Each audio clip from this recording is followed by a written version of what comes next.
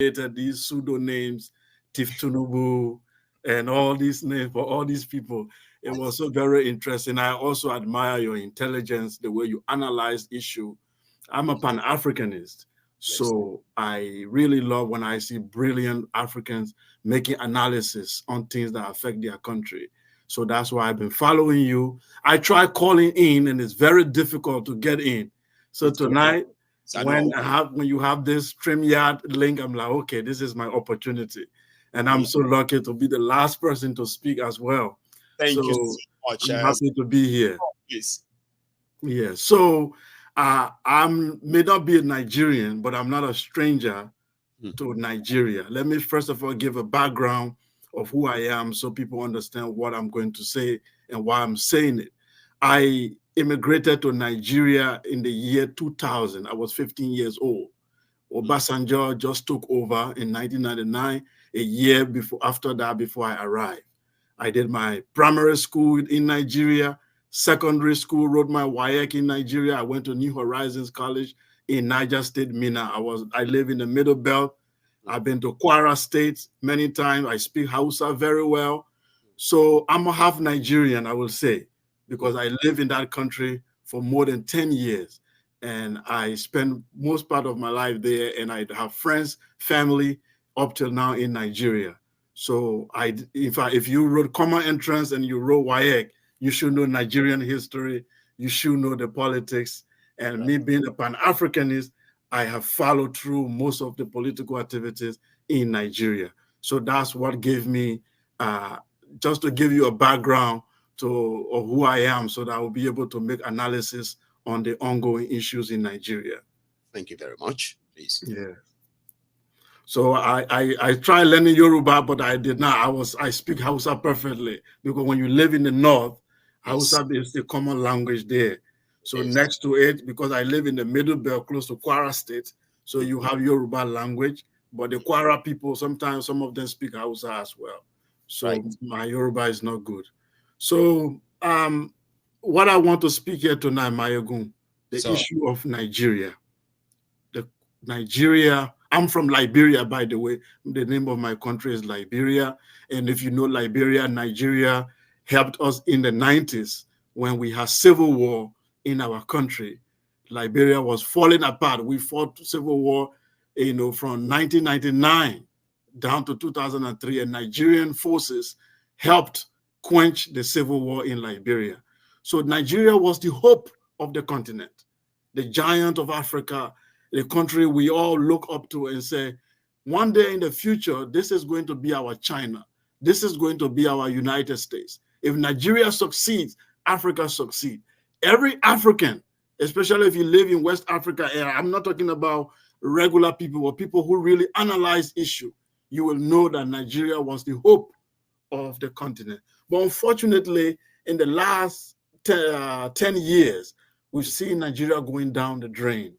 We're seeing Nigeria promising future now becoming dashed, and we've seen that it seems that there's no hope. So when people are making a lot of analysis, I come in and tell them that this is my own understanding. The problem in Nigeria is a summary of what is happening in all of African countries, which is number one, the way we got independence, the institutions that we inherited were not decolonized. It's like the colonial masters made a deal with people we call freedom fighters, and they replaced them. They just replaced the white Oyibo with our black brothers who continue the colonial legacy. And I will give you an example. Your police is a typical colonial police.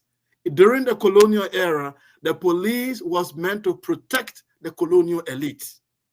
The police was there to beat up the people, subdue them, and terrorize them to protect the colonial masters.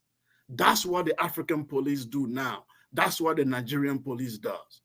The elite of the colonial era, they were bourgeoisie who lived in Africa, but then their real home is London.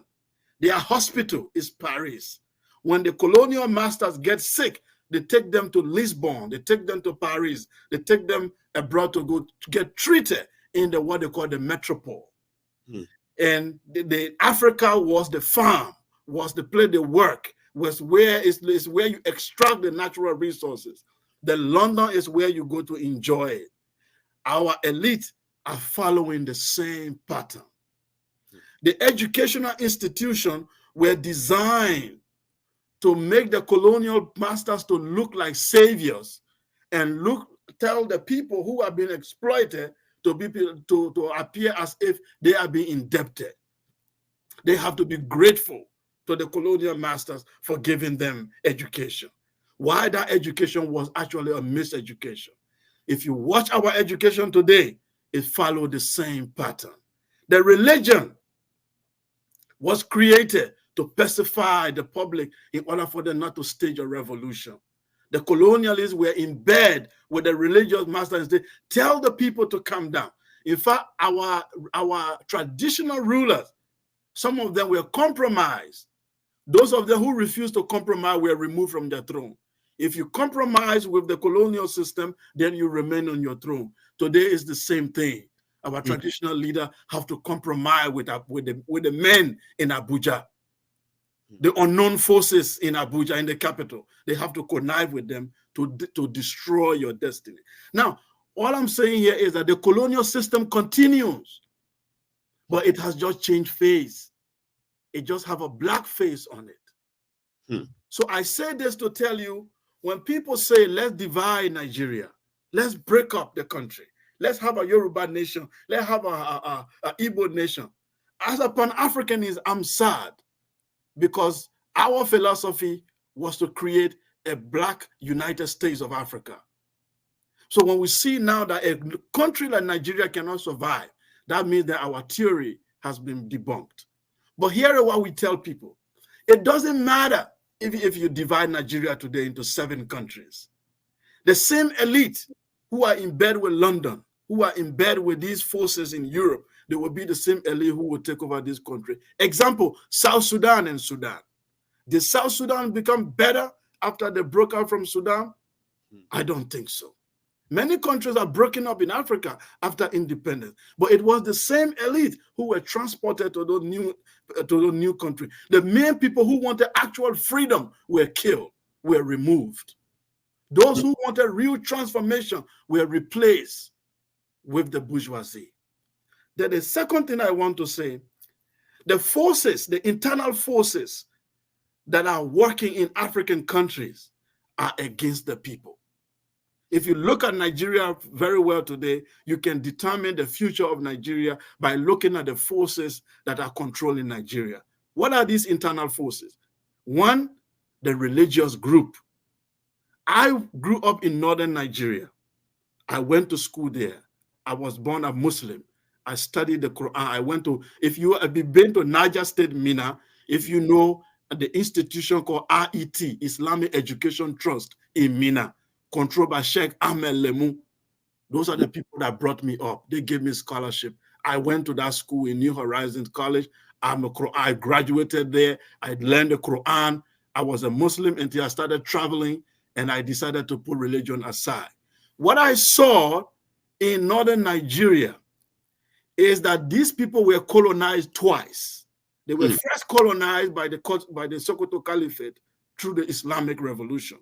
They were still under that colonialism, then the British colonialism came. So they are not in alignment with you in the South. You don't understand. They are operating under 2 influences of colonial culture that they have inherited. One, they inherited an extreme version of Islam called Wahhabism, which even Saudi Arabia is trying to abolish and embrace modernity. This northern Nigeria inherited an archaic, outdated Islamic view that came from Baghdad and Saudi Arabia those days. They inherited it. And it is very much entrenched in their culture. They do not believe in Nigeria as long as they are not on top. As long as Islam, though, for them, the vision for Nigeria is for Islam to triumph. That's the understanding for them. The destiny of Nigeria must lean toward Islamic revolution. That is the elite, the agenda. I'm not talking about the ordinary people on the street. They don't know what's going on. But the elite, that was the thinking of Usman Dan Fodio. That was the thinking of Sir Amadou Bello. That was the thinking of all these elite that came up.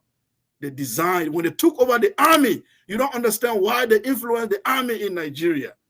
Their vision is to lead what Islamic revolution. Now, for you guys in the South, you had only one colonialism, which is the European. That's why there are people, Chris, John, Johnson. When you are tired of European colonialism, you fall back to your culture. They don't have no culture to fall back to. They only have Islamic extremism to fall back to when they are angry. That's why every riot in the North take an Islamic tone. Any fight, any fighting has to take an Islamic tone. They do not have any ideology or philosophy to fight with other than Islam. And this make you guys to live in two different planets, but yet you are trying to build a country. For me, even as a Pan-Africanist who want Africa to be together, I can tell you that northern and southern Nigeria cannot survive. I'm sorry to tell everyone, it will not survive. I'm going to ask Sekou, just for you to take a breath. You are indeed surprised a lot of us tonight. When I say surprised, not because of the detailed in-depth of your own understanding of Nigeria, but the fact that we weren't expecting this long sort of, reorientation kind of. A lot of people were glued that it is actually coming from someone who is not a Nigerian. You sort of mesmerized us. And because of this, I think I chose right to end the program with you tonight, okay? So you seem to know even better. And using your own perspective now, understanding of the both world and being a Pan-Africanist and all that, one of the things you said tonight that sort of got me a little bit emotional is to listen to a fellow African brother to express how disappointed. I actually saw your face dropped, right? When you said you are, as an African, as a Pan-Africanist, and somebody who has been to Nigeria, and the situation of Nigeria today breaks your heart to see that Nigeria is tilting towards a total balkanization. That is something to an average Nigerian, which, as you know yourself, we don't give a damn anymore. It's like we have seen enough. It's like we are done. However, to somebody like yourself, looking from both within and from without, okay, and you can see, do you see a chance of this north-south to continue to coexist under this current arrangement? Whatever any solution anybody brings about, right? Do you even see that from your own experience? Because now you can tell, you have actually analyzed these fault lines between the north and the south, and we sort of saw them as bloodlines for decades until the last 10 years, like you rightly sort of acknowledged. Last time, 10 years saw Nigeria and Nigerians taken to where a lot of us never envisaged, including the fault lines, the red lines, the north, the south.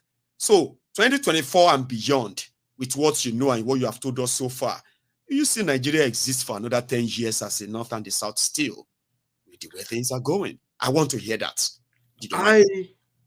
I see. I'm not a prophet, okay, but we can look at the data and be able to say this is what we think will happen. I think that the fact here is that Nigeria is going to experience a very, very serious trouble. That's very obvious, worse than it is right now. The reason being is that I spoke of the internal forces in Nigeria, and I just mentioned one, which is the religion. That is the ethnic side, which I have not touched. Now, if you look at, let's deal with that first internal problem, which is the religion. I follow one politician in Nigeria, in particular, who I love before Obi came on the scene. That was Sowore, when he said, "Take it back." When he said revolution now, people didn't understand. Nigeria needs a revolution. And when we say revolution, it's not just people moving on the street or what, a transformation of thinking and transformation of institution. Complete transformation. Now, that transformation, even if you do it the way Showore wanted, you will have to do it twice. You will do one revolution for Nigeria, then you will do another revolution for the North. Anything you do to Nigeria, you have to do it twice in the North before it will succeed. You take your NSAS, for example. When all of you in the South were running around to change the police, did you see the North move? No. You think they care? They did not move. They didn't see the North. As soon as you start protesting in Lagos, the Eastern Nigerians start to feel it immediately. They start to protest. When something happened to Mohbad, you see people talking. Watch the social media. When you see people start talking in Western Nigeria, it moves straight to the East. It moves straight to the other part. The North doesn't budge. It does not move. You need 2 times that revolution to bring the North into the picture. Instead, they are using this population democracy where who vote, the religious extremists in the North will continue to use these uneducated, illiterate people to continue to vote the wrong people in power. For that, they have taken Nigeria hostage. And those of you who want real change for Nigeria, they will isolate you. They will isolate you. They will make sure that you become the enemy of the state. And if you don't take time, they will eliminate you one by one until this pact that they created, South-North, which is a fake pact that they created. You know, Buhari, then after that, Tinubu will rule, then another Yoruba. The truth is, the extremists in the North are looking for elements, religious, Islamic element in the Yoruba ethnic group to use them to destabilize that mighty people who have built empires like Oyo and other places long before anything. But they are looking for some weak elements. Like Tinubu is a weak element. People think he's powerful, but he's a weak element in the Yoruba war. These are the weak elements they want to use to be able to push the Islamic agenda. People have been telling you that Islamic agenda is a lie. No, it's true. I can tell you that I was born a Muslim. My people have been Muslim since the 7th century. I'm a Madinga. And we have been Muslim. There is nobody in my ethnic group who is Christian. All my people have been Muslim. And I studied Islam in northern Nigeria. And I'm telling you, the agenda is to push that country toward Islamic agenda or destroy it completely. So to your question, I will tell you that Nigeria does not have a bright future for now. It doesn't have a bright future for now. The elements that are in the North, and most of them are receiving grants. Some of them, even in university, they are getting grants from this Qatar, and all the extreme Islamic group are giving them money. And they are building, their power is increasing day by day in the political system. They are even creating billionaires that eventually tomorrow they want to control Western part of Nigeria. The East a little bit stubborn for them. Eastern Nigeria is stubborn. That's why they are isolating them. The isolation of so-called Igbo, it's not because Igbo hate Nigeria. Igbos are the most Nigerian than any Nigerian. They are every part of Nigeria you find them. They have their own problem for sure, like every African group. But the issue, they are not the problem. But they are acting a little bit stubborn to the Islamic agenda. So they have to be isolated. And to do that, you need one of the most powerful group, which is the Yoruba group. If you don't use Yoruba, you can't succeed. And the Yoruba group is very educated. So what do? You look for the weak one among them, which is the Islamized ones, and play on their religious sentiment. And then you destabilize the country. I can tell you, my friends, you need a revolution, but you need 2 revolutions. If every African country needs 1, Nigeria needs 2. And we are all ears tonight, Sekou. Honestly speaking, it's such a pleasure to really have you with us tonight. And indeed, I always say something when I am lucky to come across brilliant minds and then so well endowed individuals like yourself. I said, well, I hope I am lucky again to have you on. Or I'll always be on the People Parliament. I'll be following now. No, trust me. You know what? Something I've discovered there, or I am using this as an experiment as well, right? 2024 is going to have a proper sort of a well-organized studio than this. And people like yourself, we would love to keep you on a retainer where you can always chip in, where you can speak to a demography of different part of the audience who needs to know things from other wider perspectives and all that. So I hope I am lucky again to still speak to you again. Thank you so much. Bless for you, brother. tonight. You stay Thank safe, you. right? And you have a Thank good one, sir. Thank you. That's some blessings there. I didn't see that coming, but I had something in me telling me that this one on my screen is special, starting with the name.